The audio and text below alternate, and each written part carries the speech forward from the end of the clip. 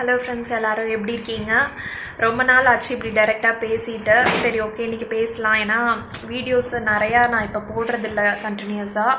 சரி, அதெல்லாம் என்னோடய லைஃப் அப்டேட்டை கொஞ்சம் ஷேர் பண்ணலாம் அப்படின்னு சொல்லிட்டு தான் இந்த ஒரு வீடியோ கிளிப். ஏன் அடிக்கடி வீடியோஸ் போடலன்னா நேரம் உட்கார்றோம். ஏன் அடிக்கடி வீடியோஸ் போடலன்னா, முன்னாடி ஆக்சுவலாக வீக்லி 2 வீடியோ போட்டுட்ருந்தேன். அப்புறம் ஒரு வீடியோ ஆச்சு. இப்போ இந்த வாரம் வீடியோ போடவே ரொம்ப லேட் ஆகுது. இந்த வீடியோ வந்து நாளைக்கு வந்துடும். ஏன்னா பார்த்திங்கன்னா இப்போ பேக்கிங்கில் கொஞ்சம் அதிகமான இன்ட்ரெஸ்ட், அதில் கொஞ்சம் டைம் நிறைய போயிடுது. டெய்லி ஓரளவுக்கு ஏதோ ஒன்று பேக் பண்ணிகிட்டே இருக்கேன். ஒருத்தவங்க கூட சொல்லியிருந்தாங்க, ஜமுனாங்கிறவங்க, நீங்கள் பேக்கரி பிஸ்னஸ் பண்ணலாமே அப்படின்னு சொல்லிட்டு பிஸ்னஸ் மாதிரி பண்ணலான்னு ஒரு ஐடியா.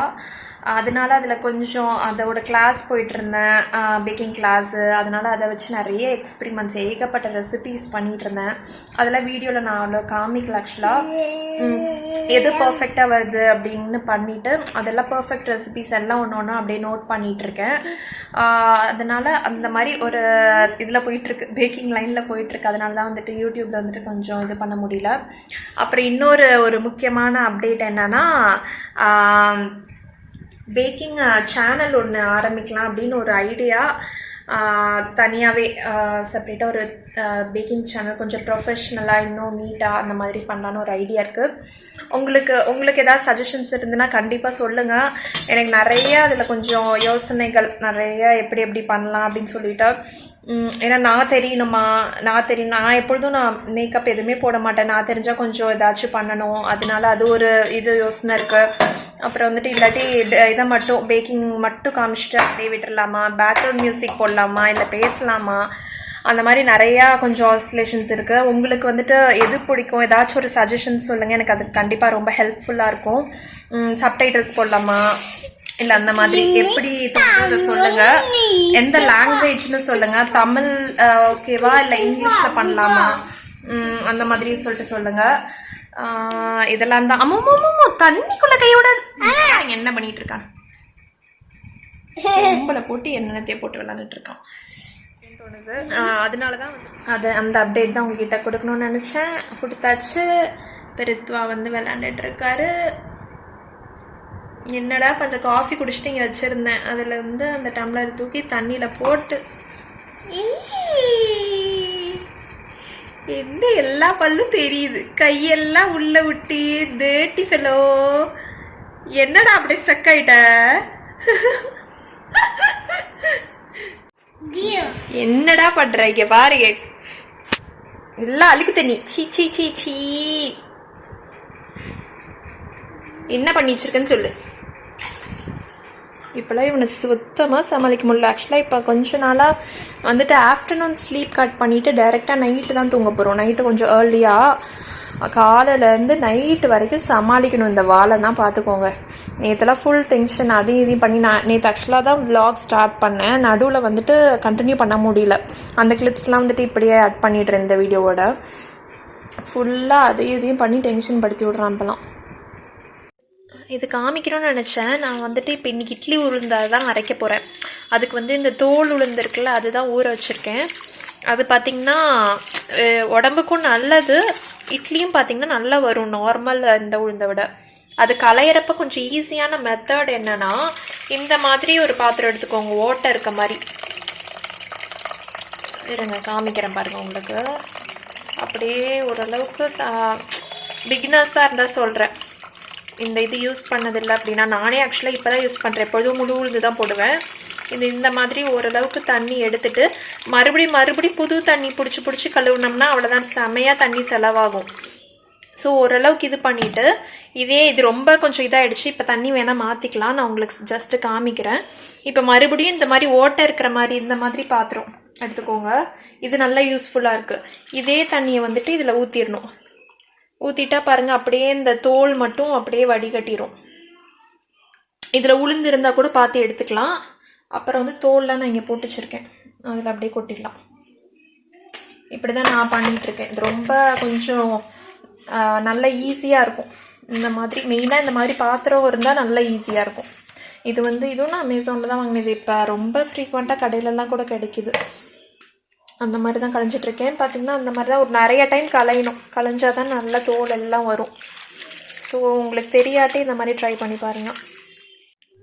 பார்த்திங்கன்னா களைஞ்சாச்சு. இது உடம்புக்கு நல்லது அப்படின்னு சொல்லி இதை பண்ணலாம் அப்படின்னு யோசிச்சா இது பண்ணுறதுக்குள்ளேயே நம்ம உடம்பு போயிடும் போல் அந்த மாதிரி இருக்குது. ஏன்னா 1/2 மணி நேரம் ஆச்சு இது களையறதுக்கே. அது ஒரு கடுப்பான வேலை தான்.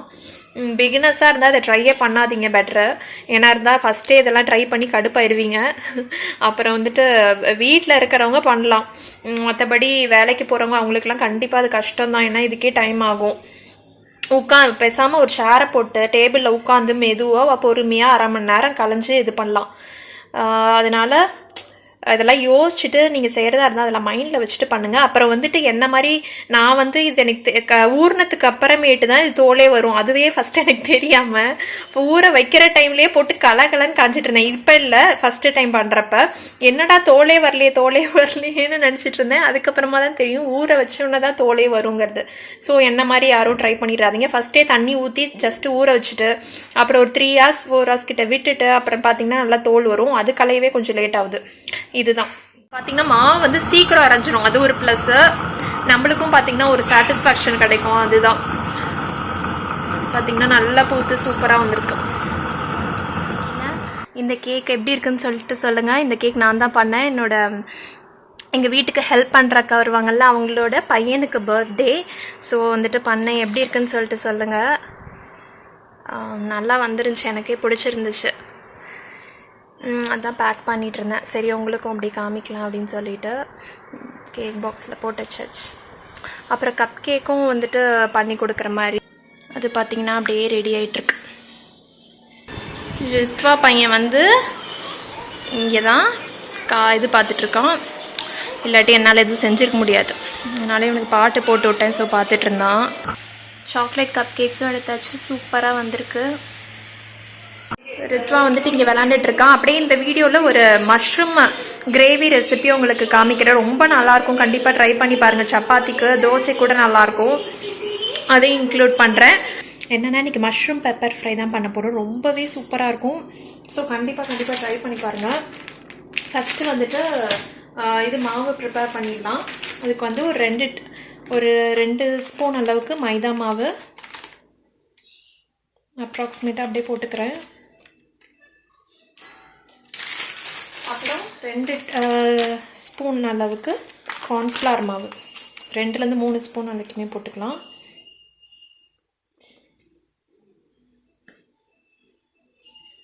Spoon cornflour. அப்புறம் வந்துட்டு ஒரே ஒரு ஸ்பூன் வந்துட்டு அரிசி மாவு.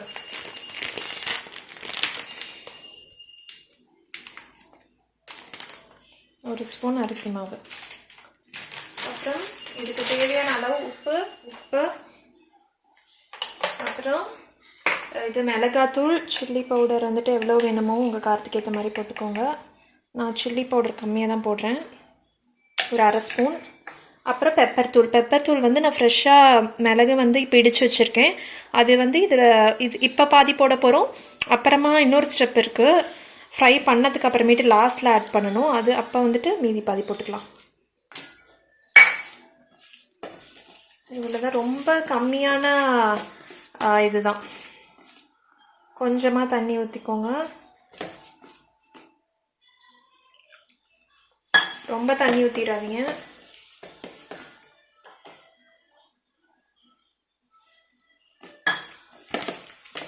கொஞ்சமாக தண்ணி ஊற்றிட்டு கொஞ்சம் ரொம்ப லூஸாக இருக்கக்கூடாது, கொஞ்சம் வந்து திக்காக இருக்கும். இது வந்து சரியாக இருக்கும். இந்த பேட்டரி லைட்டாக டேஸ்ட் பண்ணி பார்த்துக்கோங்க எப்படி இருக்குன்னு சொல்லிட்டு. நம்ம மஷ்ரூம்ஸ் கட் பண்ணியிருக்கிறத இதில் கொட்டிடுங்க.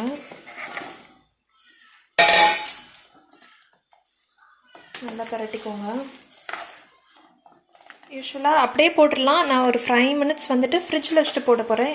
ஏன்னா நல்லா ஸ்டிக் ஆகிக்கும் இந்த பேட்டர் வந்துட்டு. எந்த ஃப்ரையாக இருந்தாலுமே கொஞ்சம் ஒரு 5 minutes நீங்கள் ஆயில் ப்ரீ ஹீட் பண்ணுற அந்த ஆயில் ஹீட் ஆகிற டைம் கூட கரெக்டாக தான் இருக்கும். ஆயிலை வச்சுட்டு நீங்கள் ஃப்ரிட்ஜில் வச்சுட்டு அப்புறம் எடுத்து ஃப்ரை பண்ணலாம். நல்லா ஸ்டிக் ஆகிக்கும், தண்ணியாக போயிடாது. இதுதான் அது. ரெஸ்ட் ஆகிட்ருக்கிற டைமில் மற்றது ஆனியன்ஸ்லாம் கட் பண்ணி வச்சுக்கலாம். நான் ஆனியன் எப்படி கட் பண்ணுவேன்னு ஜஸ்ட்டு காமிக்கிறேன். பிகினர்ஸ்க்கு வந்துட்டு கொஞ்சம் யூஸ்ஃபுல்லாக இருக்கும்னு நினைக்கிறேன். இந்த மாதிரி தான் ஆக்சுவலாக ஃபிங்கர்ஸ் நான் வச்சுப்பேன்.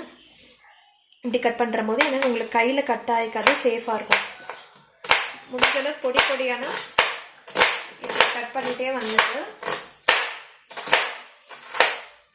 நடுவில் ஒரு ஸ்லிப் போட்டுக்கோங்க முடிஞ்ச அளவுக்கு கடைசி வரைக்கும். அப்புறமா வந்து இப்படி பிடிக்கிறது கொஞ்சம் கஷ்டம், கொஞ்சம் இதாகிட்டு ஸ்லிப் ஆகிடும். அப்போ வந்துட்டு இந்த மாதிரி பிடிச்சிட்டு நல்லா கொஞ்சம் ஃபைன் ஷாப்ஸாக வரும். பாதி இது பண்ண பிறகு இந்த மாதிரி திருப்பிட்டு அப்புறமா இந்த மாதிரி பண்ணுறப்ப ஃபைன் ஷாப்ஸாக கிடைக்கும்.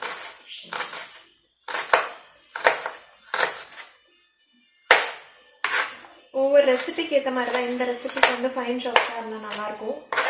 நம்ம வந்துட்டு ஃபுல்லாக வந்து வதக்க மாட்டோம், ஐ மீன் ஃபுல்லாக வந்துட்டு ரொம்ப கோல்டன் ப்ரௌன் ஆகணும் அந்த மாதிரி இல்லை, கொஞ்சம் வந்துட்டு க்ரன்ச்சியாக இருந்தால் இந்த ரெசிபிக்கு நல்லாயிருக்கும். ஸோ நிறைய ஆனியன்ஸ் இந்த மாதிரி கட் பண்ணிவிட்டு கடைசியாக இந்த மாதிரி பண்ணிட்டிங்கன்னா நல்லா ஃபைன் ஷாப்ஸ் கிடைக்கும்.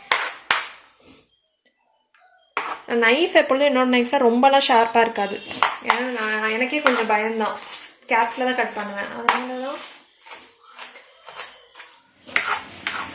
இப்போ வந்து மஷ்ரூம் ஃப்ரை பண்ணிக்கலாம்.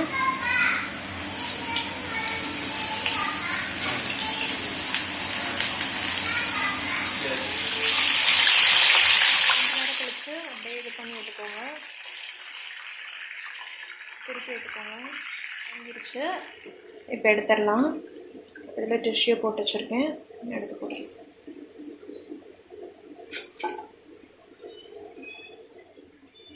பார்த்திங்கன்னா எல்லாமே ஃப்ரை பண்ணி எடுத்துட்டேன். இப்போ நெக்ஸ்ட்டு ஸ்டெப் என்ன பண்ணுறதுன்னு காமிக்கிறேன்.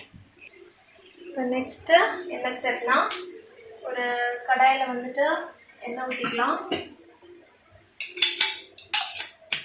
கொஞ்சமாக பூண்டு கட் பண்ணி வச்சுருக்கேன், ஒரு 4 பல் பூண்டு நல்லா ஃபைனாக சாப் பண்ணி வச்சுருக்கேன், அது சேர்க்குறேன். அதோடையே ஒரு பெரிய வெங்காயம், ஒரு பச்சை மிளகாய் கட் பண்ணது சேர்க்குறேன்.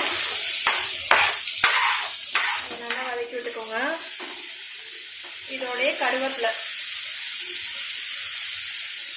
வந்து கொஞ்சமாக மசாலா சேர்த்துக்கணும். காரத்துக்கு ஏற்ற மாதிரி மிளகாத்தூள் ஏற்கனவே சேர்த்துருக்கோம், ஸோ பார்த்து சேருங்க. அப்புறம் கரம் மசாலா ஒரு 1/2 ஸ்பூன். கொஞ்சமாக தண்ணி தெளிச்சு கொடுத்துக்கோங்க.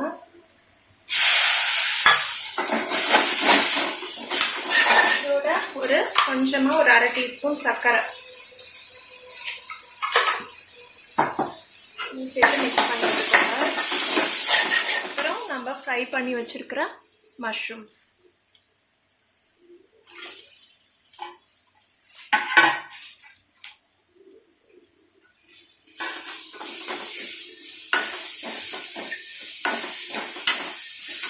கொஞ்சம் டாஸ் பண்ணிவிட்டு ஆஃப் பண்ணிடலாம். ரொம்ப நேரம் போட்டு ஃப்ரை பண்ணுறதுல கடைசியாக பெப்பர் தூள் போட்டு ஆஃப் பண்ணிட வேண்டியதான்.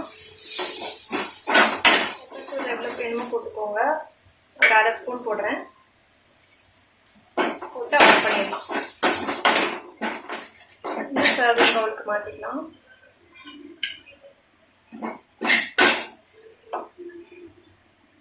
நம்ம மஷ்ரூம் பெப்பர் ஃப்ரை சூப்பராக ரெடி ஆகிடுச்சு. கண்டிப்பாக ட்ரை பண்ணி பார்த்துட்டு எப்படி இருந்துச்சுன்னு சொல்லிட்டு சொல்லுங்கள். உப்பு வந்துட்டு எனக்கு சரியாக இருந்துச்சு, ஸோ மறுபடியும் நான் போடல. உங்களுக்கு அந்த மசாலாவில் உப்பு வேணும்னா நீங்கள் ஆட் பண்ணிக்கோங்க. அப்படியே இந்த vlog-ஐ முடிச்சுக்கிறேன். இந்த வீடியோ உங்களுக்கு பிடிச்சிருக்கோன்னு நினைக்கிறேன். பிடிச்சிருந்தா லைக் பண்ணுங்கள், ஷேர் பண்ணுங்கள், கமெண்ட் பண்ணுங்கள். நீங்கள் என்ன சப்ஸ்கிரைப் பண்ணலைன்னா மறக்காமல் சப்ஸ்கிரைப் பண்ணுங்கள். நான் ஆர்த்தி மறுபடியும் உங்களை வேறு இன்ட்ரெஸ்டிங்கான வீடியோவில் சந்திக்கிற வரைக்கும் பாய்.